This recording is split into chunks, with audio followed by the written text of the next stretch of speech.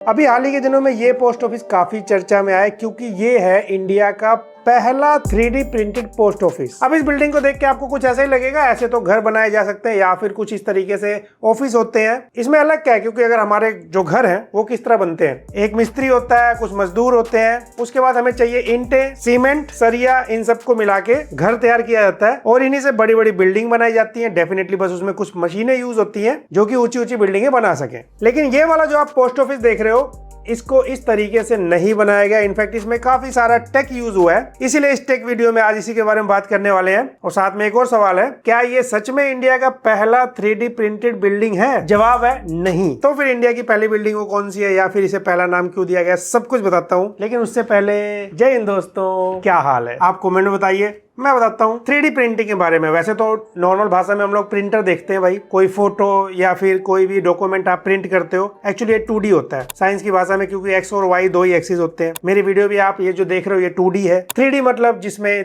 तीनों डायमेंशन हो, X Y Z axis. Physics में चले गए हम लोग, वापस आ जाते हैं। मतलब जो भी आप दुनिया में आसपास रियल आंखों से देखते हो सब कुछ 3D में देखते हो। तो आज से काफी टाइम पहले, वैसे 1986 में इस 3D प्रिंटिंग की हिस्ट्री शुरू हुई थी, क्योंकि तब पहला 3D प्रिंटर बनाया गया था और धीरे धीरे बाद में ऑफिशियली ये बिकने लग गया। इनफैक्ट आज की डेट में तो आप खुद अमेजोन से ऑर्डर कर सकते हो। इस 3D प्रिंटर की हेल्प से आप कोई एक डिजाइन तैयार कर सकते हो, कोई टॉय बना सकते हो या फिर डिफरेंट शेप और डिजाइन दिए जा सकते हैं। अब इसी 3D प्रिंटिंग प्रोसेस को अगर हम लार्ज स्केल पे ले जाएं, बड़ी कर देते हैं, तो बड़ी मतलब बड़ी बड़ी बिल्डिंगें, बड़े बड़े घर, ये एक 3D प्रिंटिंग मशीन जो है अब एक बिग मशीन बन जाएगी। अगर सिंपल सा एग्जांपल दूं, जैसे एक घर बनता है तो उसे बनाने के लिए छोटी छोटी मशीनें होती हैं जो सीमेंट या फिर रेत को मिक्स करती हैं। लेकिन जब वही बड़ी बिल्डिंग बनती है, ऊंची बिल्डिंग बनती है, तो वहां पे कुछ मशीनें यूज होती हैं रॉ मटेरियल को ऊपर ले जाने के लिए या उनको मिक्स करने के लिए। तो इसी कॉन्सेप्ट को अगर हम 3D प्रिंटिंग मशीन, जो कि आप नॉर्मल लेवल पे देखते आए हो, जिससे नॉर्मल टॉयज या फिर छोटी छोटी चीजें तैयार होती हैं, अगर हम इसे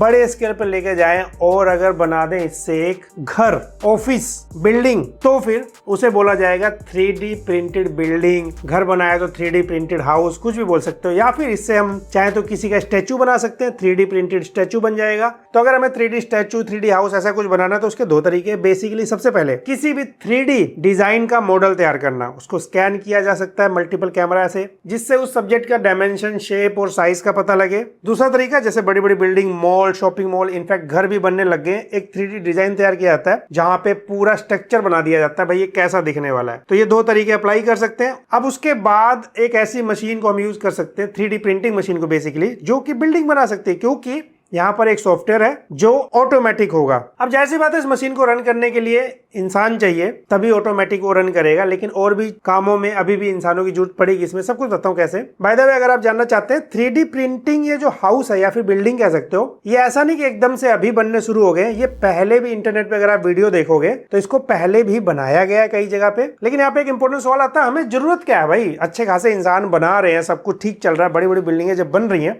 तो ये 3D प्रिंटर क्यों चाहिए? पहला रीजन, नॉर्मल बिल्डिंग या स्मॉल साइज की बिल्डिंग या घर की बात करें, इसको बनाने के लिए जो प्रोसेस यूज होता है ये तो आपने देखा है। अब इस प्रोसेस में कुछ ऐसी चीजें जिसकी वजह से प्रोसेस स्लो हो जाता है। इसको बनाने के लिए जो अलग अलग रॉ मटेरियल चाहिए वो अलग अलग जगह से पहले आपको इकट्ठा करना पड़ता है। दूसरा, कई बार क्या होता है, आपने देखा होगा रियल लाइफ में, जैसे काम करता है इंसान को छुट्टी की भी जरूरत पड़ती है। अगर हम अपने देश की बात करें, त्योहार आ जाएगा तो त्योहार में थोड़े दिन के लिए काम रुक सकता है, और भी कुछ ऐसे सिचुएशन है जिसकी वजह से काम रुक जाता है, फिर दोबारा शुरू होता है। तो जितने दिन में काम खत्म होना होता है, थोड़ा और लॉन्ग प्रोसेस हो गया। या फिर 10 लोग मिलकर घर बना रहे हैं, 4 लोग किसी वजह से नहीं आए। अब जो आपने चीजें रेंट पे ले रखी हैं, क्योंकि सारी चीज तो आप नहीं खरीदते ना घर बनाते हुए, उसका किराया आपको देना ही देना है। अब आप सोचो, इस सबको आसान करने के लिए अगर हम कुछ ऑटोमेटिक मशीन प्रोसेस शुरू करें, क्योंकि हमारे पास एक 3D प्रिंटिंग मशीन थी जो छोटे छोटे मॉडल तैयार कर सकती थी, उसी को हमने बड़े स्केल पे तैयार कर दिया, जहां पे कुछ हाइड्रोलिक सिस्टम यूज होने लग गया, यहाँ पे CNC सिस्टम यूज होने लग गया। CNC basically computer numeric control. एक डिजाइन और एक सॉफ्टवेयर रन कर दिया जाता है, तो वो मशीन ऑटोमेटिक अपने आप वो काम करती रहेगी। इसका बहुत सिंपल एग्जांपल बताऊं, आपने रियल लाइफ में देखा है, जो फोन के ऊपर स्किन लगाए जाते हैं, अलग अलग ब्रांड है ना जो स्किन बनाते हैं, हर फोन के लिए अलग अलग थोड़ी ये शीट बन के आती है। एक बड़ी सी शीट होती है, मशीन में लगाते हैं, वो फोन का डिजाइन तैयार करते हैं कि यहाँ पे स्पीकर कट होगा, यहाँ पे वॉल्यूम बटन होगा, यहाँ पे कैमरा कट होगा, और वो वैसा तैयार करके बाहर आ जाती है। ये सिंपल एग्जांपल था। तो इसी कॉन्सेप्ट को अगर हम लोग 3D प्रिंटिंग मशीन में यूज करें हाउस बनाने के लिए, तो सॉफ्टवेयर अपना काम करेगा, रॉ मटेरियल चाहिए। अब यहाँ पे रॉ मटेरियल थोड़ा अलग होता है, ऐसा नहीं नहीं कि वो अब हमें ईंटों की जरूरत नहीं है, अब हमें चाहिए एक ऐसा मटेरियल जिसकी विस्कोसिटी हाई हो, क्योंकि मशीन से अगर आप देखोगे इस तरीके से बाहर निकलता है, तो इसको कंट्रोल करना पड़ेगा कि टाइम से ये ड्राई हो जाए, तभी तो ये एक मजबूती आएगी, नहीं तो शेप ही नहीं तैयार कर पाओगे जो चाहते हो। तो इसमें डिफरेंट टाइप्स के मटेरियल यूज होते हैं, कुछ केमिकल यूज होते हैं। उसके बाद एक मिक्सचर तैयार होगा, सॉफ्टवेयर अपना काम करेगा, ये मशीन उस शेप को तैयार कर देगी। और सबसे बड़ी बात ये है, क्योंकि ये एक सॉफ्टवेयर से तैयार किया जाता है डिजाइन से, आप कोई भी शेप बना सकते हो जो कि अगर इंसान बनाए अपने हाथों से वो मुश्किल हो जाएगा। तो ये कॉन्सेप्ट था। हालांकि यहाँ पर भी भाई अभी भी कुछ चीजें मैन मेड की जरूरत पड़ती है। जैसे अगर आप एक घर बनाते हो तो दीवारों को स्ट्रॉन्ग करने के लिए उसके अंदर आयरन रोड्स, बेसिकली जो सरिया यूज होगा, वो 3D प्रिंटर जाके नहीं लगाएगा, या फिर जो घर तैयार हो जाएगा ऊपर जो छत होती है उसे रेडी करने के लिए अलग से उसको तैयार किया जाएगा और बाद में लाके उसके ऊपर रख दिया जाएगा। एंड डेफिनेटली कुछ प्रोसेस होते होंगे जिसकी वजह से वाटर लीकिंग वगैरह को कंट्रोल किया जाता होगा। तो अब मशीन काम कर रही है, ऑटोमेटिक काम कर रही है, तो प्रोसेस ऑटोमेटिक फास्ट हो गया। इनफैक्ट इंडिया में जैसे इस पोस्ट ऑफिस को आपने देखा, क्योंकि ये रिसेंट न्यूज में आया था, ये इंडिया का first 3D printed post office है। बट इंडिया में इससे पहले, आज से 2 साल पहले 2021 में एक 3D प्रिंटेड हाउस बनाया जा चुका है। एरिया था इसका 600 स्क्वायर फीट। सिर्फ 21 दिन में इसको तैयार किया गया था। आई एम श्योर इसमें फाइनल फिनिशिंग, पेंटिंग, ये सब नहीं काउंट होगा। ये चेन्नई में है, IIT मद्रास का स्टार्टअप था ये। तो ये पहला हाउस था, लेकिन जो अभी आपने बेंगलुरु में देखा, ये एक्चुअली इंडिया का फर्स्ट पोस्ट ऑफिस हो गया जो कि 3D प्रिंटेड है। डेफिनेटली एक हिस्टोरिकल प्रॉपर्टी भी बन जाएगी आगे चल के, और आने वाले टाइम में ये बड़े स्केल पे पॉसिबल है। हालांकि इसके फायदे नुकसान है। फायदा तो आपने देखा, जल्दी हो जाएगा। अब जैसे ये पोस्ट ऑफिस की बात करें, ऑलमोस्ट 1000 स्क्वायर फीट में है,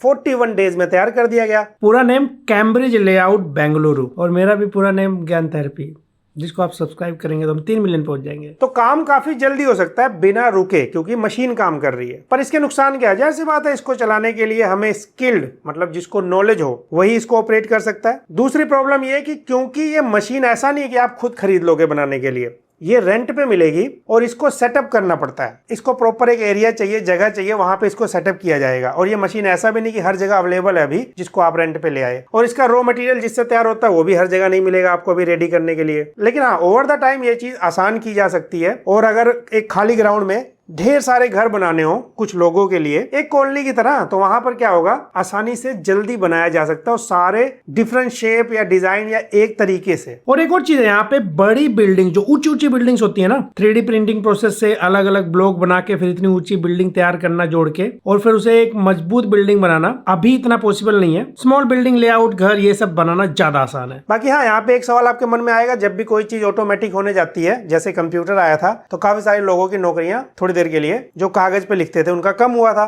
तो यहाँ पर भी जो लेबर है आज की डेट में जो काम करते हैं, इनका काम कम हो जाएगा। लेकिन क्योंकि ये प्रोसेस अभी बहुत लॉन्ग है, प्रैक्टिकल रियल लाइफ में आने में बहुत टाइम लग सकता है, तो धीरे धीरे, मैं पर्सनल अपना लॉजिक बता रहा हूँ, तो आने वाले टाइम में उनको एक बेसिक नॉलेज के साथ उनको ट्रेंड किया जा सकता है। तो यही है टेक्नोलॉजी के कुछ फायदे। कुछ चीजें चेंज होती हैं तो कुछ चीजें डिस्टर्ब तो होती हैं, बट धीरे धीरे वो सिस्टम के साथ चलने लग जाती है। तो दिखने में ये एक पोस्ट ऑफिस है, लेकिन ये बिल्कुल एक टेक का पार्ट है, जिसको एक टेक का यूज करके तैयार किया गया। तो मैंने सोचा आज इसके बारे में बात किया जाए। स्मार्टफोन का रिव्यू रोज करते हैं, हेडफोन, TWS, ये सब चलता रहता है। आपको कैसी लगी ये वीडियो, मैं चाहता हूँ आप कमेंट में जरूर बताना। और वीडियो पसंद आए तो लाइक शेयर सब्सक्राइब करना। मैं मिलता हूँ आपसे अगली वीडियो में।